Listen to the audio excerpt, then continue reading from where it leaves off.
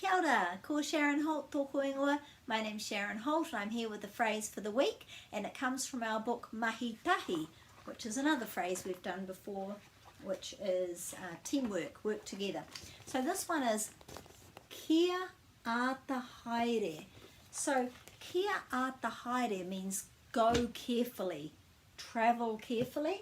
So if you say to somebody as they're perhaps leaving your place or your work and you're wanting to say go well, then the Māori way of saying that is kia ata haere. And sometimes we say in English, you know, be safe or travel safely. It's all of those things. Kia ata haere, kia ata haere. And you could add tamariki mā if you're talking to children.